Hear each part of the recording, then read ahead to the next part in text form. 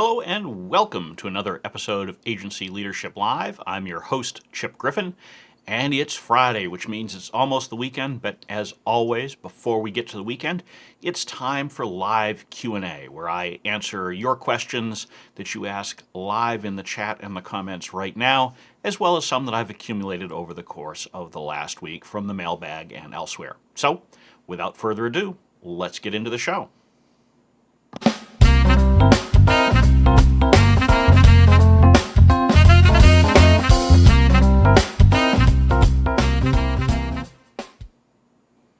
So happy Friday, everybody. Hope you had a good and productive week and are looking forward to the weekend. I know my kids have today off for, I guess, parent-teacher conferences or whatever they're calling them these days, and Monday for Columbus Day. So there's lots going on out there, and hopefully you are taking the chance to recharge your batteries, whether it's for 48 or 72 hours. Or if you're overseas, maybe it's already the weekend, depending upon where in the world you are right now. As always, if you'd like to see past episodes of the show, just visit agencyleadership.tv. You can find a complete archive of all of the videos, both pre-recorded and the live shows, right there, and lots of good information for you. If you have questions that you would like to ask, please do use the chat or comment box, which is probably down here or maybe over here. And wherever it is on your screen, go ahead and use it. Ask a question, share some feedback, be snarky. I don't care. I'm in a feisty mood today anyway because it is the end of the week. So with that, let's go ahead and we'll start with some of the questions that I've accumulated over the course of the last week, and then we'll get to some of the live questions as we go along. So the first question that I have is one, this is a topic that came up in the Spin Sucks community. Great place to be if you are an agency leader. So go to spinsucks.com/spin-sucks-community and you can join the forum that Ginny Dietrich runs. And in there, this question was asked: has anyone ever had a client agree to working with you and then back out once they read the contract? And so this is, I suspect, for any of you who have been in business for any period of time, something you've probably seen. You thought you were at the close. You put together a great proposal. You discussed it with the prospect. They were all excited about starting to work with you. They said, yes, we want to go ahead. We want to move ahead. Send us the contract. So you send them the contract. And then it's crickets. You don't hear anything. They don't even respond. Then you finally get them on the phone and they start to quibble about this detail or that detail. Maybe it's payment terms. Maybe it's a quibble about how a deliverable is phrased. They latch on to something.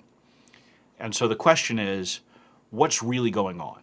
And anytime you have a situation with an employee, a prospect, a client, never assume that it is what they say on the surface. When someone tells you that it's a budget issue, often it's not. Budget is just an easy way to fend off a difficult conversation. The same thing is true for when someone raises a contract issue. That contract issue may indeed be what they are worried about, but more often than not, it's an effort to buy themselves time or perhaps to find a way to back out of something that maybe they weren't really convinced of in the first place. And so how do you deal with this? The best way is to start by asking questions. And you want to try to make sure that you're understanding what the underlying issue is. And so if someone's arguing with you over a contract term, if it's something that's important to you, then you need to get to the bottom of it and say, okay, well, what's, maybe they're arguing about an indemnity clause or payment terms, and talk it through. You also need to know what your guiding principles are. What are the bottom lines that you have, the lines in the sand that you will not cross? You want to make sure you understand those before you go into a negotiation. And when it comes to contracts, you also have to keep in mind that for the most part, they're barely worth the paper that they are printed on. This is something that a lot of you found out earlier this year when March 13th hit and a large portion of the country shut down. A lot of clients put work with agencies on hold. And it didn't matter whether the contract allowed it or not. It's just the reality of what happened. And your recourse is fairly limited when a client does something like this.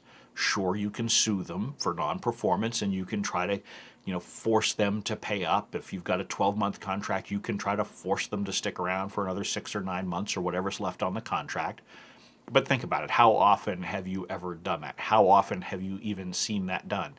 Chances are when a client breaks a contract term, more often than not, you let it go because your recourse isn't particularly appealing. Now, that doesn't mean you shouldn't have contracts, and the language in the contracts can be a great leverage point for a negotiation to try to get concessions from the client and say, look, if you want to leave early, that's fine, but here are the steps we need to take, and you do have to pay something. And a lot of times you can work those negotiations out. So you do want to have it. But when you've got a prospect in this situation and they're talking about backing out because of the contract, just try to dig a little deeper and understand, is it really something about the contract? If it really is, are you willing to fight over it? If it's not about the contract, is there something that you can do to address that? Oftentimes, a negotiation over a contract is really an additional proxy for a risk conversation. I've said before, and I've said it over and over again, that pricing is really a risk conversation.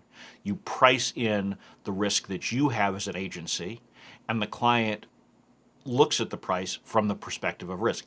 If you were able to guarantee someone that if they paid you $10, guaranteed they would get $1,000 in their own pocket, everybody would take that. You'd have to be a fool not to if there was a guarantee to turn $10 into $1,000. The reality is that you never have that kind of balance. And so, usually there is risk on both sides. And so if you've got a client or a prospect who's drilling in on a contract term, see if you can tease out that underlying concern, likely about risk and reward. And that's how you can try to move the ball forward. But if someone is dead set on walking away, let them do it.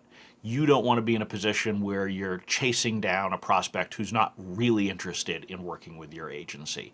There are much better fish in the sea for you to pursue. There are going to be a lot of better opportunities that are worth your time. And so, yes, you should try to resolve those issues with those prospects. You should try to figure out if the concern is real or not, if something can be done about it. But ultimately, if they want to walk away, let them walk away. It simply wasn't meant to be, and you can spend your time more wisely doing something else rather than cajoling someone who is likely to be an unhappy client anyway. So that's the first question that we have for this week's show.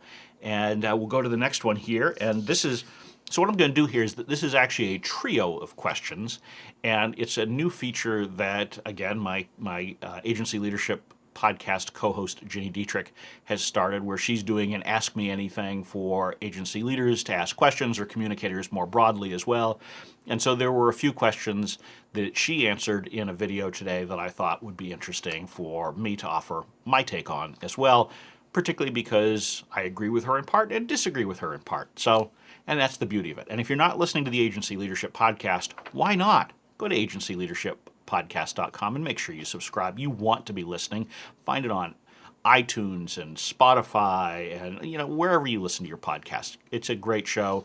You have to listen to a minute or two of Ginny and I bantering aimlessly at the beginning, and usually we come in for a crash landing at the end. But in the middle, it's just pure gold, if I do say so myself. In any case. All right, so let's go ahead and go with the first question. So how do I track pitch efforts and follow-up?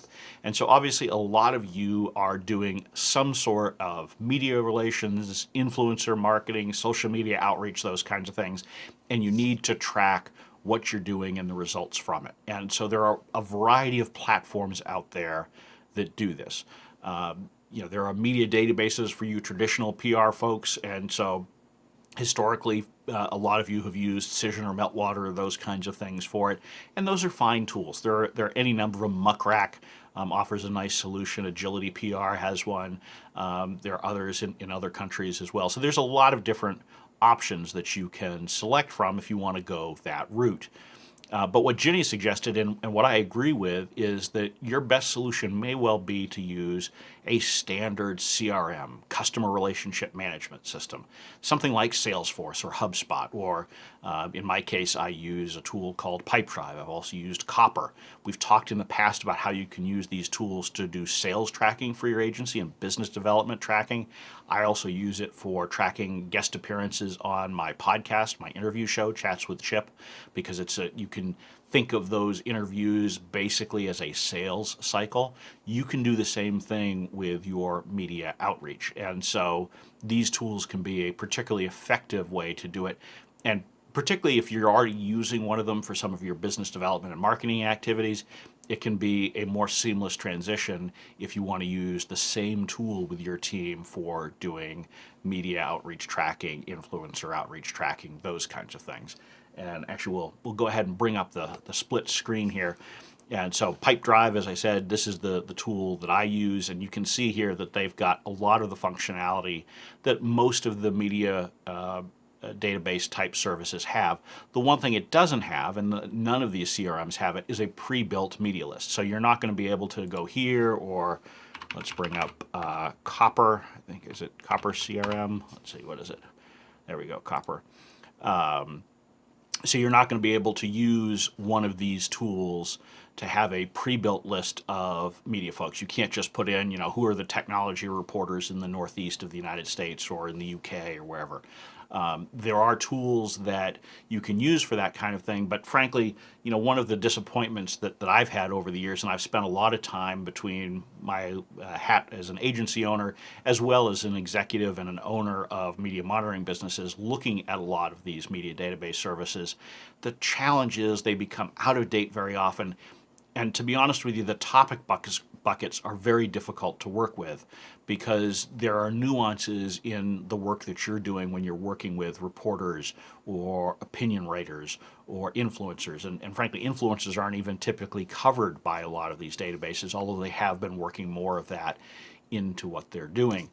And so I would argue that the tools for tracking the CRM components of these services are frankly more important than the pre-built media list, than the pre-built target lists. So that argues again in favor of looking at a CRM platform instead.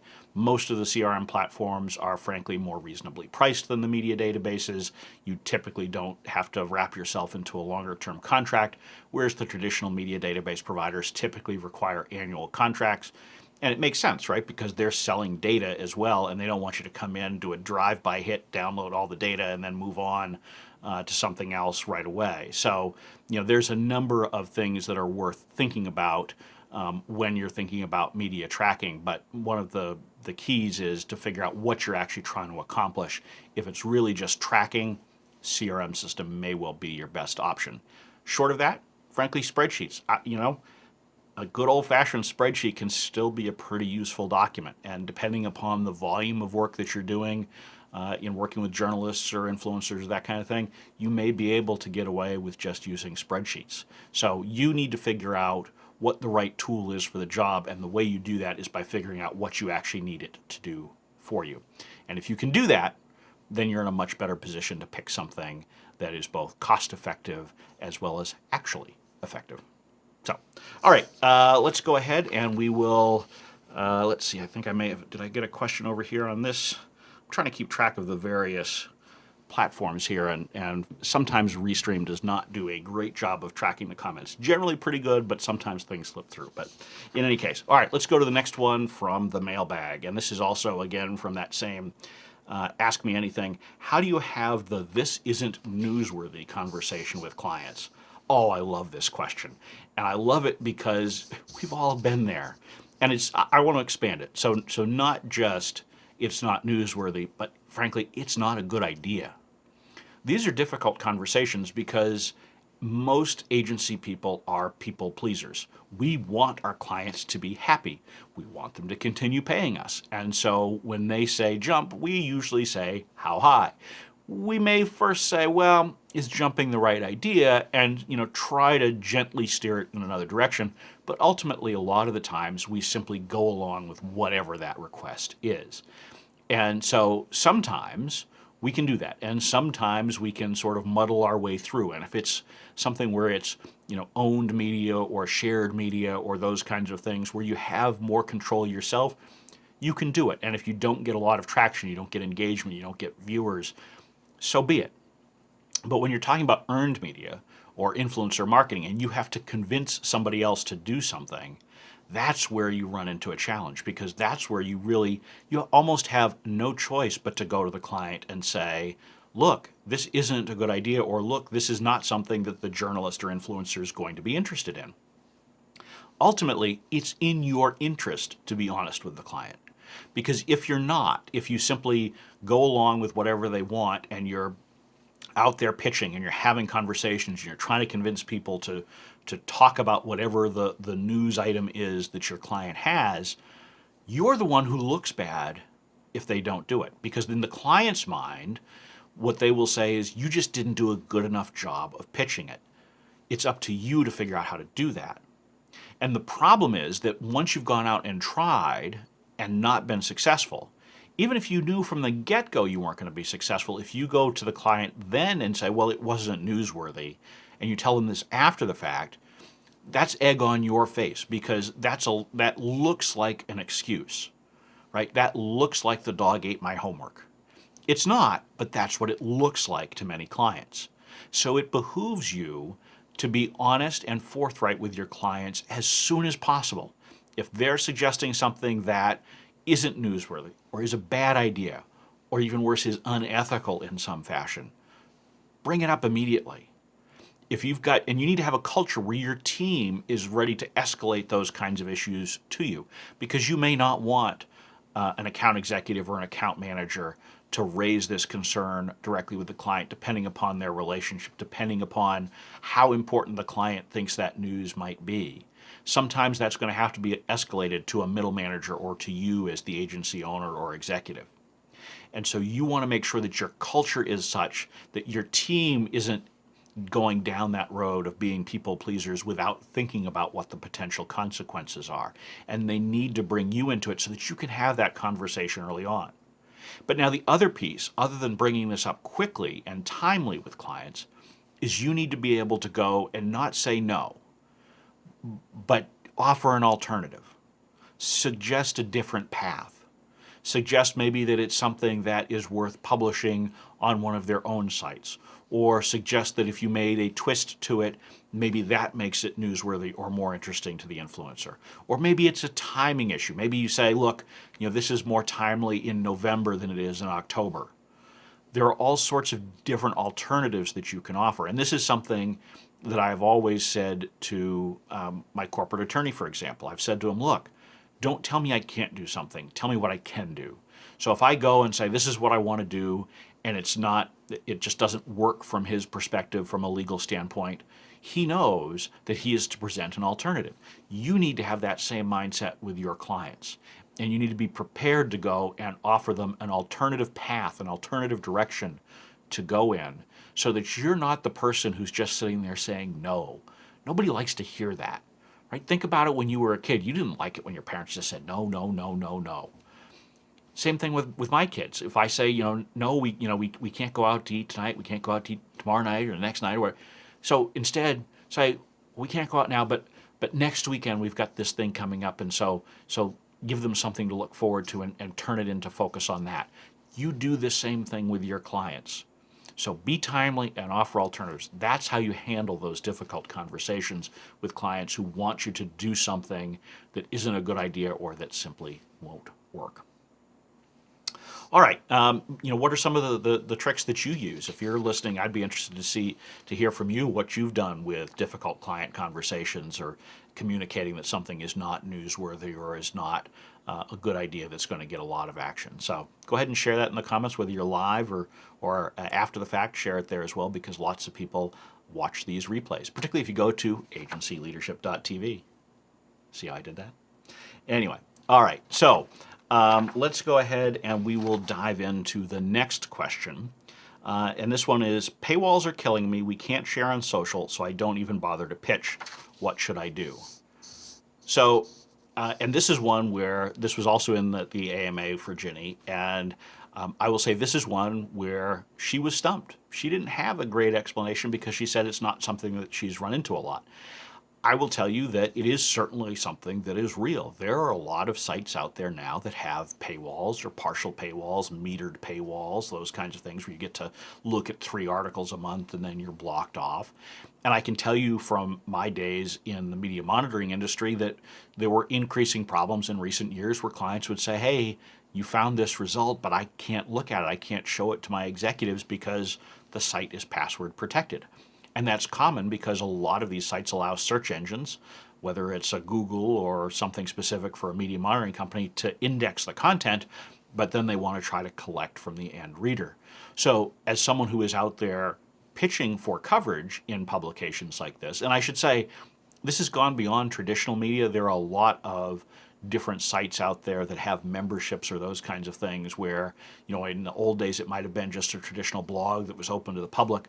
And so now maybe they've got some sort of a paywall or a registration wall in front of it.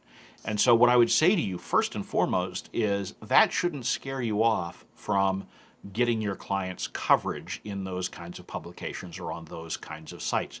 It can still be very valuable to be there. After all, they have an audience and you're reaching that audience. I mean, this is really, if you think about it, like 20 or 30 years ago saying, well, why would I pitch to be in the Wall Street Journal? It's a very expensive subscription.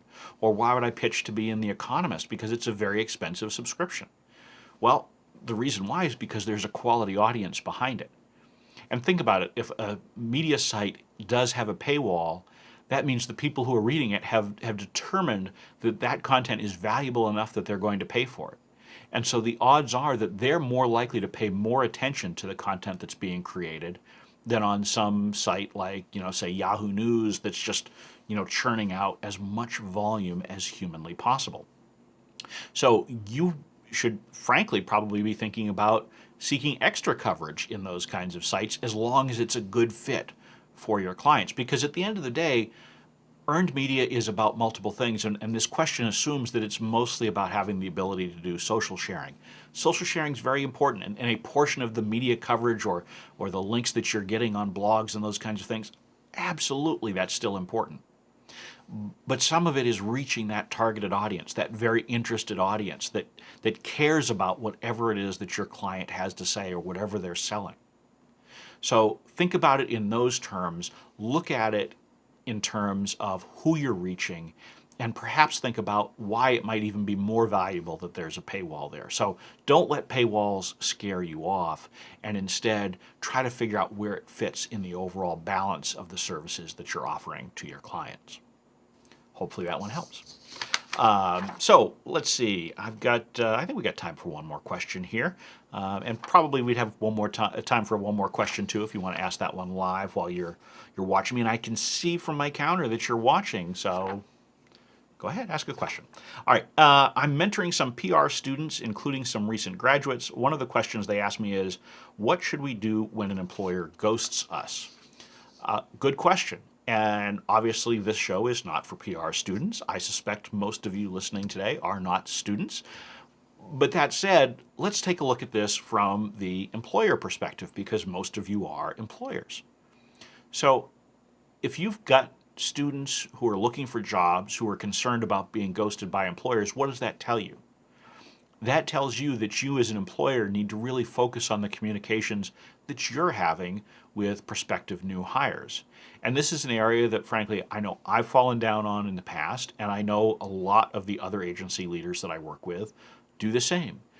Typically when you're hiring, particularly as a small agency, you are drinking through the fire hose, you're inundated oftentimes with resumes, particularly right now.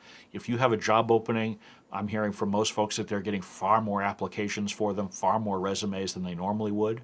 So you're getting a lot of stuff in. And usually when you're hiring as a small firm, you're hiring at a point where you're already overwhelmed with work because you're following the mantra of hire slow. And if you're hiring slow, that means that you've probably got more work than you can handle. And so your goal is to get someone in the door as quickly as possible, and you don't have a lot of spare time to deal with it. So your focal point is not on making sure that you're communicating effectively with those prospective hires. But here's why that's a mistake. Some of the people that you don't hire this time around could be great hires 6, 12, 18 months down the road, maybe more than that. but they're going to remember the experience that they had the first time in applying for a job with your agency. So you need to think about what is the perception that you're creating. And you need to think about, what are the things that you're going to do along the way. And you should have a clear action plan before you go into the hiring process. And it starts with making sure that you have some way to acknowledge the fact that you've received their resume or application. And that can be a simple form email, right? It doesn't need to be fancy. But in some fashion, acknowledging that you've received it will help. That will also, by the way, head off those inevitable phone calls where someone calls and say, "I just want to make sure you got this resume, Chip. I sent it. I want to make sure you got it." If you respond and say, "Got it," great. Right? So that's the first step. The second step when someone sends you a resume is to set their expectations. So you should be very clear with prospective hires in all of the communications that you're doing, whether that's one-on-one in this form email or it's in some of the other materials that maybe you have as part of the job listing. You want to set forth some sort of approximate timetable. And you should be clear that it's a flexible timetable, assuming it is. And for most of you, if you're in a small agency, it is. You're not running a large formal process like a corporation with an HR department would do and all that. You're probably doing the hiring yourself, maybe with another team leader within your agency or something like that. So you just need to say, look, we're going to be collecting resumes for a week or two, then we'll do a first round of telephone interviews, and then after those screens, we will go to in-person. We suspect the whole process will take 4 to 6 weeks, whatever it is. And the numbers are going to be specific to your particular setup and your particular approach to doing it.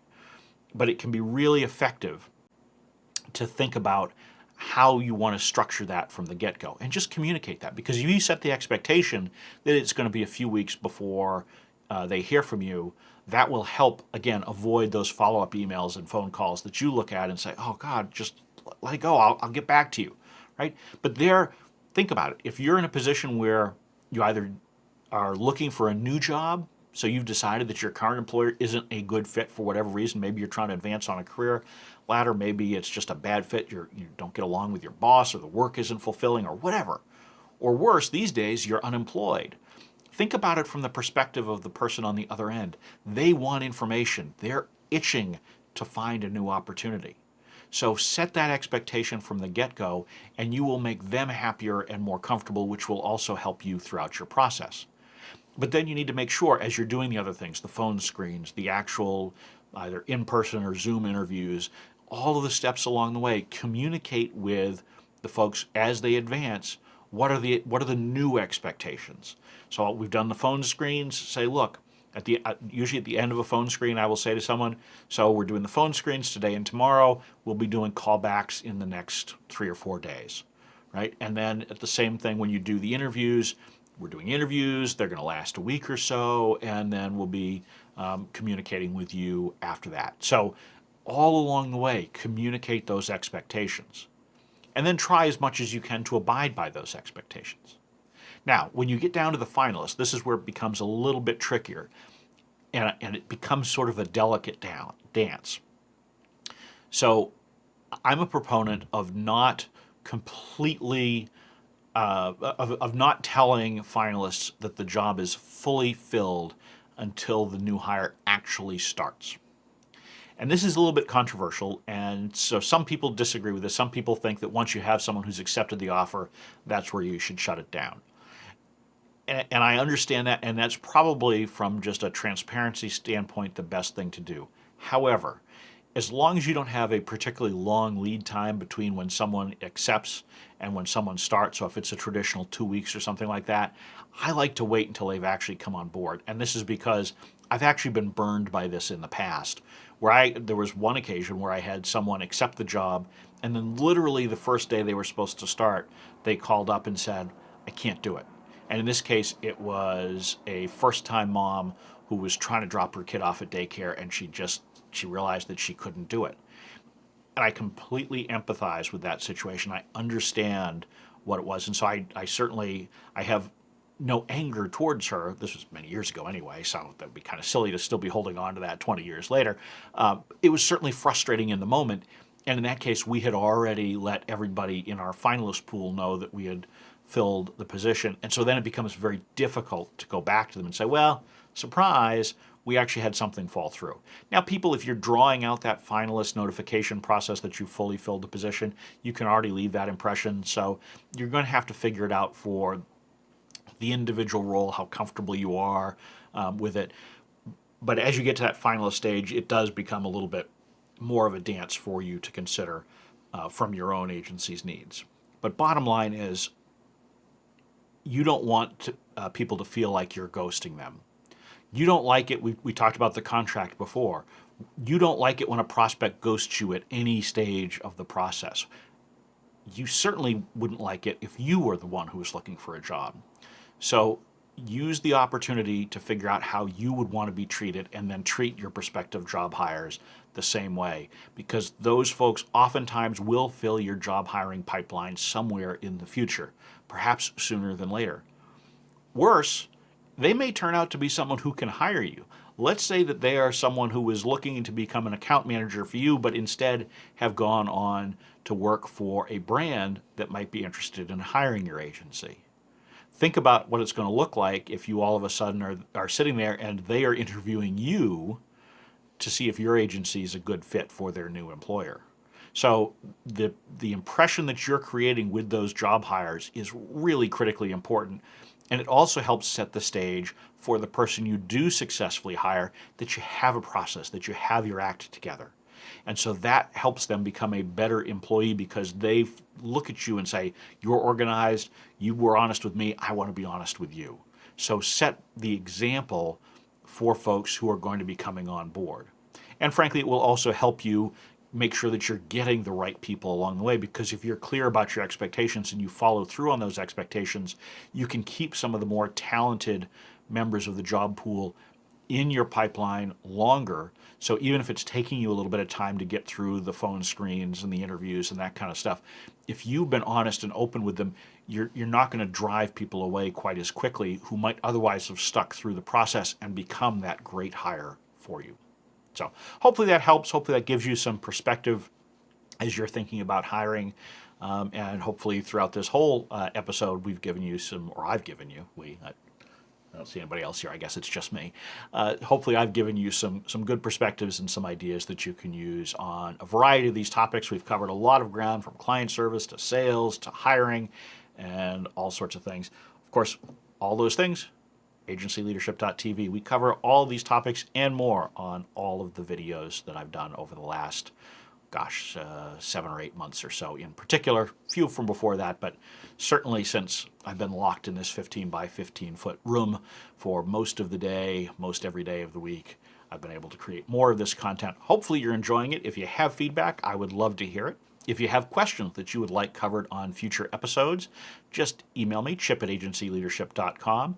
Leave a comment here or ask something, and I'll try to cover it on next week's show. Or you can use the Ask Chip functionality on the agencyleadership.com website.